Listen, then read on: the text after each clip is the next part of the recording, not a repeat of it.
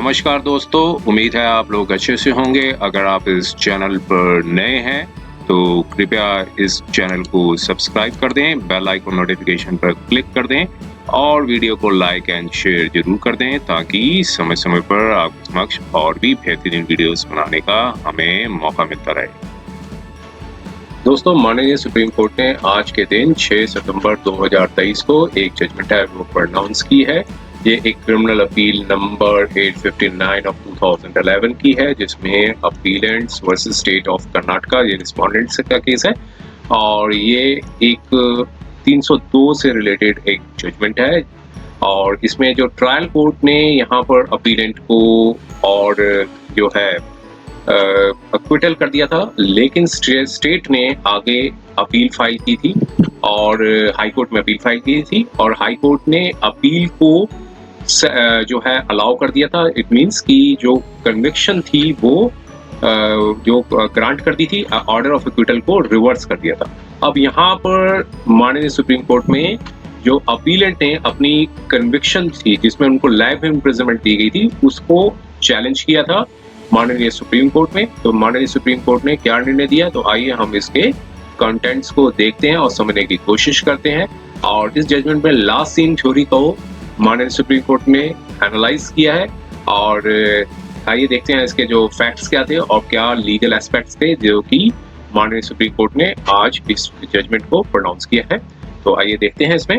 तो देखिए, ये बताया गया है कि जो क्रिमिनल जो फाइनल जजमेंट थी वो जो कि आई थी 2010 में, 20 अक्टूबर 2010 में आई थी, जो क्रिमिनल अपील नंबर 100 था, जिसमें high court of Karnataka at Bengaluru उसमें जो है वो पास की थी, जो जजमेंट थी वो ऑर्डर पास किया था, जिसमें हाई कोर्ट ने अपील को अलाउ कर दिया था जो कि स्टेट ने जो थी वो फाइल की थी और अपीलेंट को है वो कन्विक्शन ग्रांट कर दी गई थी। तो अपीलेंट ने यहाँ पर अपनी कन्विक्शन को चैलेंज किया था, मींस ऑर्डर को चैलेंज किया था जिसमें उनको कन्विक्शन ग्रांट कर दी गई थी।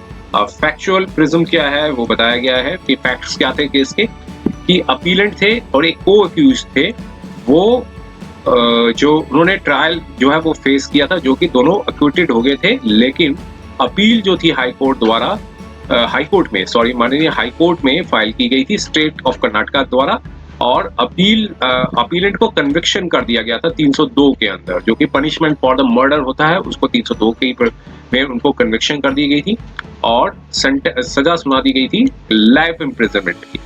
प्रोसिक्यूशन थ्योरी क्या कहती है, वो प्रोसिक्यूशन थ्योरी है जो प्रोसिक्यूशन ने जो अपनी कहानी थी वो बताई थी, वो क्या थी कि 3 जनवरी 2002 को 4:30 पे 4:30 बजे शाम के एक अनआइडेंटिफाइड डेड बॉडी मेल की पाई गई, जो कि कंप्लेनेंट द्वारा पाई गई, जो कि PW1 जो प्रोसिक्यूशन विटनेस के तौर पे जो है उनको बनाया गया था और मतलब खेतों में पाई गई थी एक डेड बॉडी मेल की, जो कि उसके जो उनके बेसिस पे कंप्लेंट थी वो पुलिस स्टेशन में फाइल की गई थी।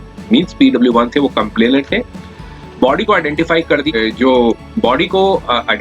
दिया गया था और एलिगेशन ये थी कि जो अक्यूज नंबर 1 है जो कि अपीलेंट हैं और जो एक और अक्यूज थे, अक्यूज नंबर 2, जो कॉमन इंटेंशन के साथ उन्होंने डिसीज्ड का मर्डर कर दिया है। कॉमन इंटेंशन के साथ उन्होंने डिसीज्ड को मार दिया। एक मोटिव भी बताया गया था कि एक मोटिव भी यहाँ पर एक्सप्लेन किया हुआ है और एक यहाँ पर बताया गया था कि जो बोथ अक्यूज ने एक डिस्ट्रॉय करने की भी एविडेंस को डिस्ट्रॉय भी किया था और बॉडी को जो है पेट्रोल डाल के जलाने की कोशिश भी की थी। और प्रोसिक्यूशन ने 12 विटनेसेस थे जो कि एग्जामिन किए थे, जिसमें कंप्लेनेंट भी थे और one of the attesters to the inquest. और फिर ट्रायल था जो फेस किया था उन्होंने, जो कि प्रिंसिपल सेशन जज बेंगलोर में हुआ था और जो जजमेंट एंड ऑर्डर आया था 2005 का ऑर्डर आया था 9 जून 2005 का, जिसमें अक्यूज्ड को एक्विटल कर दिया गया था 302 और 201, जो कि destruction punishment for the destruction of evidence से रिलेटेड होता है। 201 सेक्शन उन दोनों को मतलब जो अक्यूज्ड को एक्विटल कर दिया था। और यहाँ ये होल्ड किया था कि जो प्रोसिक्यूशन प्रूफ नहीं कर सका केस को और डिसीज्ड को लास्ट सीन जो देखा गया था कंपनी ऑफ अक्यूज्ड के साथ लास्ट बार देखा गया था, वो प्रूफ नहीं कर पाए और जो एक्स्ट्रा जुडिशियल कन्फेशन जो है वो भी प्रूफ नहीं कर पाए। एक्स्ट्रा जुडिशियल कन्फेशन जो था वो लिया गया था, वो भी प्रूफ नहीं कर पाए। अब उससे जजमेंट और ऑर्डर से एग्रीवेट होकर स्टेट ऑफ कर्नाटक ने जो है क्रिमिनल अपील है वो फाइल की थी हाई कोर्ट में। हाई कोर्ट ने जो है जजमेंट को जो अपनी जजमेंट में जो निचली कोर्ट के ऑर्डर को एक्विटल को रिवर्स कर दिया था, और जब जिसमें अपीलेंट को कन्विक्टेड कर दिया था, लेकिन जो को अक्यूज थे, अक्यूज नंबर 2, उनकी जो अपील थी, जो स्टेट ने जो अपील फाइल की थी, उसको खारिज कर दिया था, डिसमिसल कर दिया था। इट मींस दोनों अक्यूज थे वो एक्विटल हो गए थे ट्रायल कोर्ट द्वारा। स्टेट ऑफ जो कर्नाटक थी उन्होंने आगे अपील फाइल की थी हाई कोर्ट में। हाई कोर्ट ने जो एक अक्यूज के ऊपर थी जो अपील वो अलाउ कर दी थी, इट मींस उनको कन्विक्शन हो गया था। दूसरी अपील जो डाली गई थी दूसरे अक्यूज के ऊपर उसको खारिज कर दिया था। इट मींस जो ऑर्डर ऑफ एक्विटल था वो कंफर्म्ड हो गया था। अब उसको जो जिनको कन्विक्शन कर दिया गया था अपीलेंट, जो यहाँ पर अपीलेंट है, उन्होंने आगे चैलेंज किया था इसको, यहाँ पर अपील में चैलेंज किया था। अब उन्होंने अपने सबमिशंस दिए। सबमिशंस देख लेते हैं क्या दिए थे। सबमिशंस ये बताया गया था कि जो ग्राउंड ऑफ एक्विटल था ट्रायल कोर्ट का वो एविडेंस के बेस पे था, और रीजंस जो ट्रायल कोर्ट ने दिए थे वो कॉजेंट थे। और यहाँ पर ये होल्ड किया था कि जो प्रोसिक्यूशन जो है वो प्रूफ नहीं कर सका है केस को अक्यूज्ड के अगेंस्ट में 302 और 201 के इंडियन पिनल कोड में। और ये भी सबमिशन दिया कि हाई कोर्ट ने एरर की है और ऑर्डर ऑफ एक्विटल को रिवर्स कर दिया है, और जबकि इंटरफेयर नहीं करना चाहिए था, और जबकि इंटरफेयर नहीं किया था। ऑर्डर ऑफ एक्विटल का जो ऑर्डर था अक्यूज नंबर 2 पे, उसमें इंटरफेयर नहीं किया था, और जबकि दोनों का रोल एक ही असाइन किया गया था, वो सेम ही था। दोनों का रोल दोनों में बताया गया था, सेम ही रोल असाइन किया था। और फिर सबमिशन ये दी कि जो चार्ज फ्रेम किया गया था ट्रायल कोर्ट द्वारा, उसमें ये बताया गया था कि स्पेसिफिक एलिगेशंस थी कि A2 जो है अक्यूज नंबर 2 है, उनको जो है डिसीज के साथ उनके घर से लेकर आते हुए देखा था। जब इंसिडेंट हुआ था उससे 2 दिन पहले उनको डिसीज के साथ लेके आते हुए देखा था, और ये बताया गया था कि वो अपीलेंट के फादर जो हैं वो मिलना चाहते हैं, ये डेपोजिशन में बताया गया था। लेकिन जो PW3 और PW8 ने ये बताया था कि जो अपीलेंट है वो आए थे और डिसीज्ड को लेकर चले गए थे। तो इन दोनों के बीच में डिस्क्रिपेंसीज थी, वो बताई गई हैं या सबमिशंस में बताया गया था। और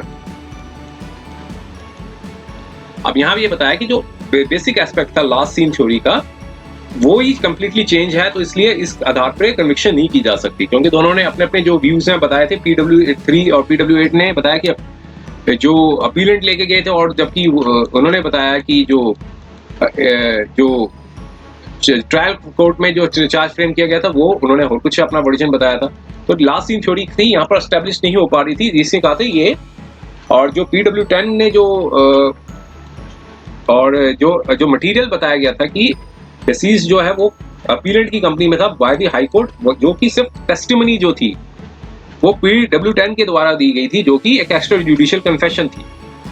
और जबकि ट्रायल में PW10 ने वो हॉस्टाइल हो गए थे, मींस विटनेस बॉक्स में आके PW10 ने ऐसी स्टेटमेंट कोई नहीं दी थी। वहां पर उन्होंने अपनी जो थ्योरी थी उसमें वो जो पुलिस के सामने जो दी गई थी स्टेटमेंट और जो कोर्ट में जो दी गई थी स्टेटमेंट, टोटली वो बदल गई।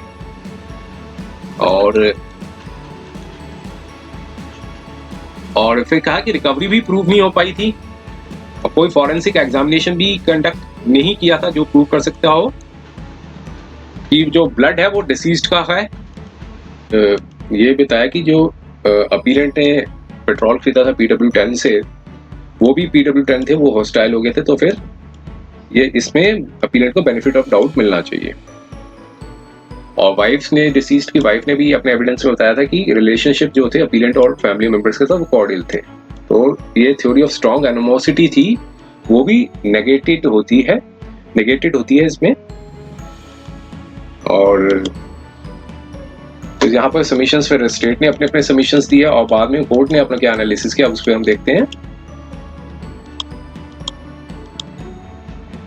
एनालिसिस देखने के बाद कोर्ट ने ये पाया कि इम्प्यून जजमेंट है वो सस्टेन नहीं की जा सकती, क्योंकि एक तो डिस्क्रिपेंसीज हैं, चार्ज फ्रेम किए थे उसमें स्पेसिफिक एलिगेशंस थी कि A2 जो है वो लेके गए थे डिसीज्ड को उनके घर से, और डिपोजिशन में बताया कि डिसीज्ड की वाइफ और ब्रदर ने बताया कि अपीलेंट थे, वो घर लेके गए थे, तो ये डाउट है वो रेज होता है वेरिसिटी और ऑथेंटिकेटेड ऑफ द स्टेटमेंट के बेसिस पे, नहीं बनती है इसमें। और स्ट्रॉन्ग एनिमोसिटी थी दोनों की, ये भी हाईली इम्प्रॉबेबल है। और इसके बाद डिसीज्ड की फैमिली में भी कोई स्टेप्स नहीं लिए थे कि डिसीज्ड कहाँ गया है। लास्ट सीन थ्योरी कहते हैं ये बनती नहीं है, यहाँ पे एस्टेब्लिश नहीं होती है, क्योंकि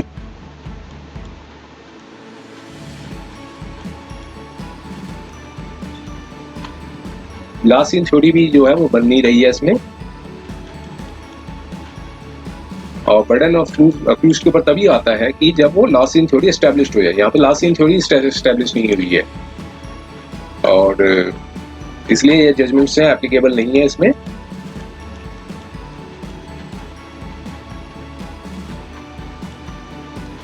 और काफी लॉन्ग टाइम गैप हो गया था रिकवरी ऑफ बॉडी के साथ, रिकवरी ऑफ बॉडी मिली, तो ये चेन ऑफ सर्कमस्टांसेस कंप्लीट नहीं हो सकते, इसकी वजह से इंटरफेयर नहीं किया जा सकता इसमें। और अब फिर Chandrappa versus state of Karnataka की जजमेंट थी, उसमें बताया था कि order to acquittal rare case में ही एक्विटल किया जाता है।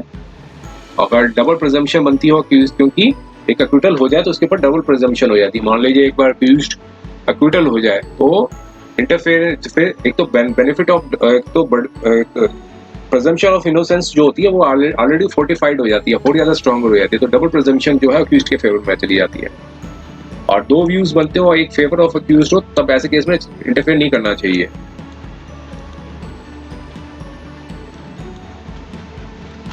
सारे रीजंस के बेसिस पे अपील थी वो अलाउ कर दी और कन्विक्शन को सेट असाइड कर दिया। तो ये था वीडियो। उम्मीद है ये वीडियो आपको पसंद आया होगा। अगर ये वीडियो आपको पसंद आया तो कृपया इस चैनल को सब्सक्राइब कर दें, बेल आइकन नोटिफिकेशन को क्लिक कर दें और वीडियो को लाइक एंड शेयर जरूर कर दें, ताकि समय समय पर आपके समक्ष और भी बेहतरीन वीडियोस बनाने का हमें मौका मिलता रहे। समय देने के लिए बहुत बहुत धन्यवाद।